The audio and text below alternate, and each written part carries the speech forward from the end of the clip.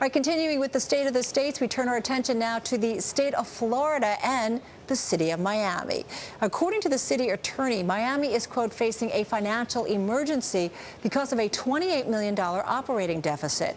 The city losses mainly come from low property tax returns and a high pension obligation.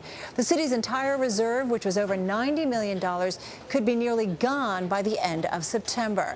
Miami might then have to invoke a provision of Florida law that requires communities to notify the governor when they are in such dire financial straits. All right, joining us right now to talk about the state of Miami's finances is the city's Mayor Tomas Regalado. We appreciate you joining us today, Mayor Regalado. Let me ask you, so the characterization by one city official was that you guys are facing a financial emergency. Do you agree with that? No, I don't. I think that we might, if in the next 2 years we are not able to make payroll, or if we do dip into the reserves to a point that we have zero, like it happened back in 1996. But we still have, last Thursday, for instance, I went to the City Commission to request that we use $53 million of the reserves to balance the budget of last year. And the commission agreed. So we still have like $40-some million in the reserve.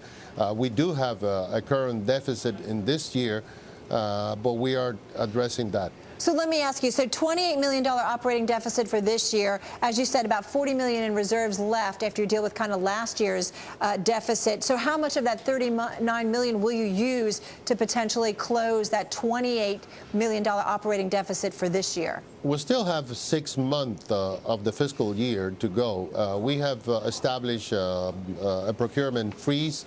We are looking at salaries of executive.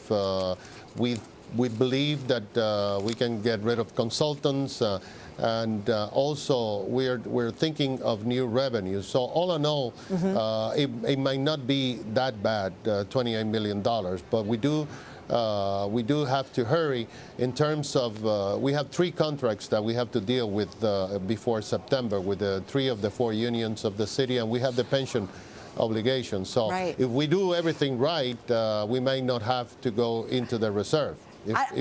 I probably don't have to tell you, as you know, negotiations with unions can be complicated, tricky, and can take a while. As you mentioned, you got 3 of the city's 4 main unions that you're going to be taking up at the end of September.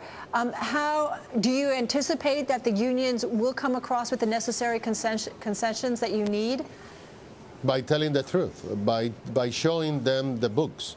On the last contracts, the union put a fight because the city will not reveal the books. What we are doing, what this administration is doing, is we're inviting them. Bring your economists, bring your attorneys, see the books, and you find for yourself. I mean, do you want a city to work for, or do you want a city in bankruptcy, or in a financial emergency? If we do that with the state, then all contracts are off. Well, so then let me ask you again. I mean, you know that anytime you're negotiating with unions, it can be very difficult, and they don't always see what you're seeing, whether or not they look at the books. I mean, do you anticipate that they will come across with the necessary concessions to kind of help you close this deficit? They will. They will. Actually, we already have from the police union a proposal that would reduce by $50 million the city's pension contribution. So that's a big step, and they are concerned too about the future of the city.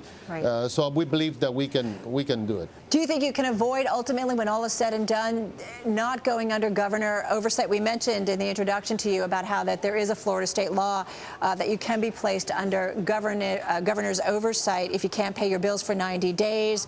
I mean, you guys have frozen payments, from what I understand, to vendors for 90 days. So aren't you already very close to coming under kind of the governor's thumb? No, we're making payments. Actually, I was here as a council member during that time in 1996, and it's difficult. But at that time, we were on zero budget. Today, we have not missed a payment. We are paying the debt. We're paying salaries. We have money to pay the salaries. So it's not the same. I think that we can avoid it. But if the unions chose not to help, but then next year, that is a possibility. All right. And is it really all about the unions in your view, or is there any other ways to kind of help in terms of cutting the deficit going forward? No, it's about government spending more than it earns. This city, like many other cities, had a ton of money during the building boom, and it spent it all. We went into grandiose projects.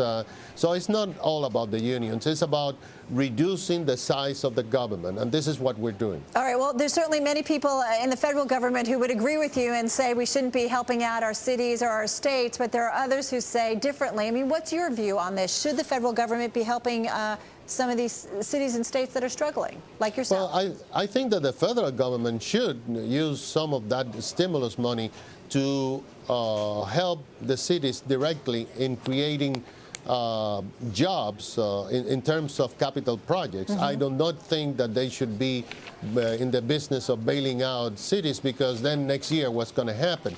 I believe that we're doing our part. We're reducing the size of government.